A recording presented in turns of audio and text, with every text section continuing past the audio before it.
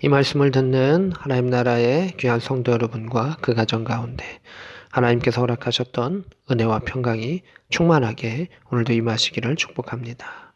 오늘 말씀은 고린도전서 15장입니다. 고린도전서 15장은 부활장이라고 불리는 곳입니다. 부활에 대해서 사도 바울이 쭉 이야기하고 있습니다.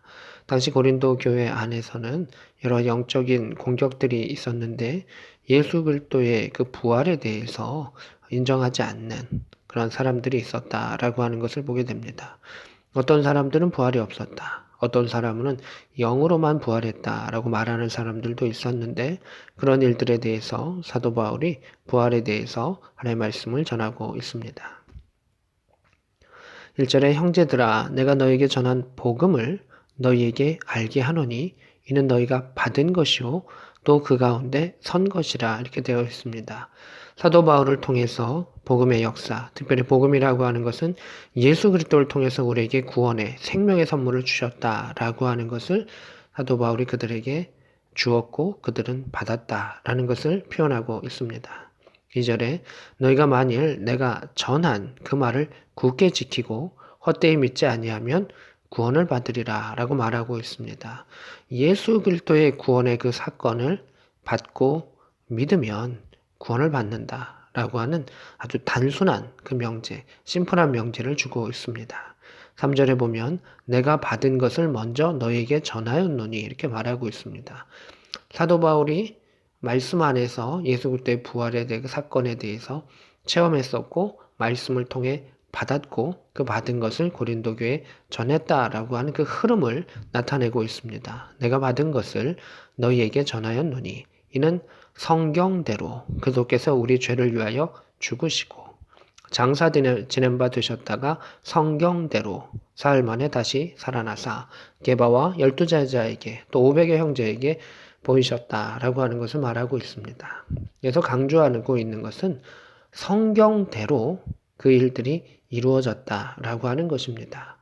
이미 그 일은 하나님의 계획과 하나님의 섭리 가운데 있는 일이고 우연한 것도 아니고 갑작스럽게 일어난 일도 아니다. 부활은 하나님의 계획대로 말씀하신 대로 선지자들을 통하여 이야기하신 대로 된 일이다 라고 하는 것을 강조하고 있습니다.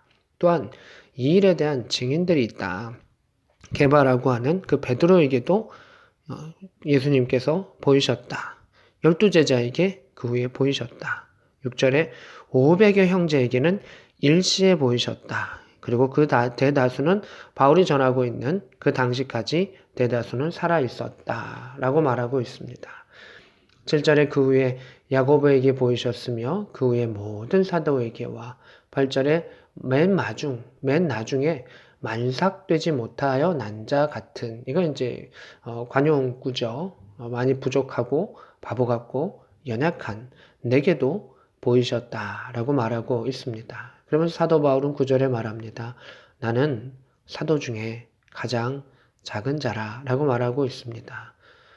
사도라라고 말하는 것은 부활하신 예수님을 체험하고 그 예수님의 자기도 제자다라고 하는 것을 강조하고 있지만 또 하나 이야기합니다. 나는 하나님의 교회를 박해하였기 때문에 나는 그 칭함받기가 참 부끄러운 사람이다 라고 말하고 있습니다. 그래서 사도다라고 하는 것을 말하고 있지만 그 안에 자신의 이전에 잘못된 그런 모든 부분들을 사도 바울은 솔직하게 고백하고 있습니다. 10절에 그러나 내가 나된 것은 자기가 지금 사도로서 이렇게 사역하고 활동하고 있는 것은 하나님의 은혜로 된 것이니 이 부분이 사도 바울의 핵심 내용입니다. 자기 자신을 바라보면서 연약한 부분도 많고 또 연약한 가운데 믿음 가운데 능력도 행한 것도 많지만 그 모든 것들이 하나님의 은혜로 된 것이다 라고 말하고 있습니다. 그러면서 내게 주신 그의 은혜가 헛되지 아니하여 내가 모든 사도보다 더 많이 수고하였으나 내가 한 것이 아니다 라고 말하고 있습니다. 하나님께서 자신에게 은혜를 주시고 그 은혜 가운데 힘 주시고 능력 허락하여 주셔서 자신이 행한 것이지 결코 자신의 순수한 힘으로 그 일들을 할 수 없었다라고 말하는 것을 보게 됩니다. 그래서 사도 바울은 모든 것이 하나님의 은혜입니다. 라고 하는 그 하나의 사실 속에서 예수 그리스도의 부활의 사건을 전하고 있습니다. 11절에 그러므로 나나 그들이나 이같이 전파하며 너희도 이같이 믿었느니라 이렇게 말하고 있습니다. 그래서 나나라고 하는 것은 바울의 무리들입니다. 바울과 함께하는 동역자들입니다. 그들이나라고 말하는 것은 다른 사도들입니다.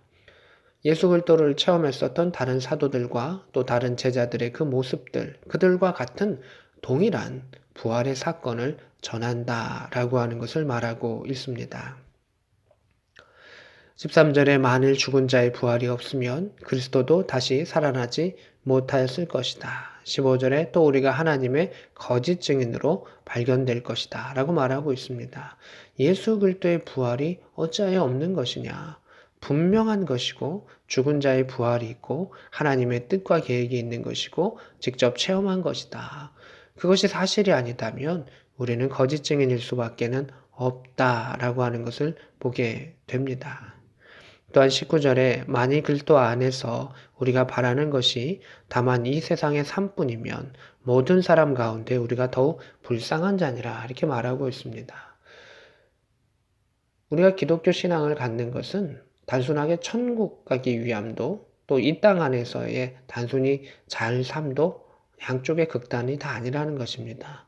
이 땅 가운데서도 하나님의 은혜를 누리고 또한 저 하늘 가운데서도 하나님 다스리시는 하나님 나라에 가며 하나님 통치를 느끼며 또한 그 안에서 부활의 삶을, 새로운 육체를 입음을 그러한 것을 경험하는 것이 우리 가운데 중요한 의미이다라고 말하는 것을 보게 됩니다.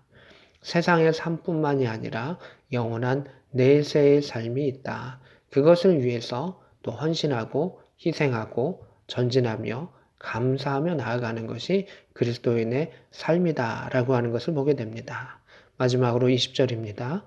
그러나 이제 그리스도께서 죽은 자 가운데서 다시 살아나사 잠자는 자들의 첫 열매가 되셨도다 이렇게 되어 있습니다.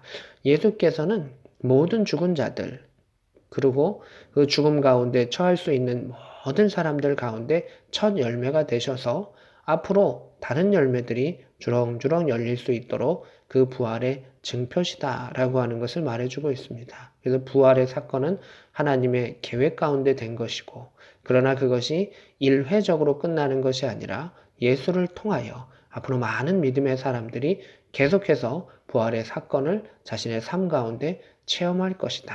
그것은 하나님의 때 가운데 있을 것이다 말하고 있습니다. 우리 그리스도인의 생활 가운데 가장 중요한 것은 예수 그리스도의 십자가의 사건을 통한 부활입니다. 예수님 때에 끝나버리는 것이 아니라 오늘도 우리가 체험하며 영원한 기쁨을 누릴 수 있는 것, 하나님과 함께 할 수 있는 것, 새하늘과 새 땅 가운데 새 몸을 입고 하나님 나라에 함께 살아가는 것이 우리 그리스도인의 또 최종 목표이기도 합니다. 이 땅 가운데 십자가를 바라보며 한 걸음 한 걸음 나아갔을 때 저 천국의 소망을 든 자로 사랑하며 또 섬기며 또 그것을 위해서 힘차게 믿음의 생활을 함께 행할 수 있는 복된 저와 여러분 될 수 있기를 우리 구주 예수 그리스도의 이름으로 축복합니다. 아멘.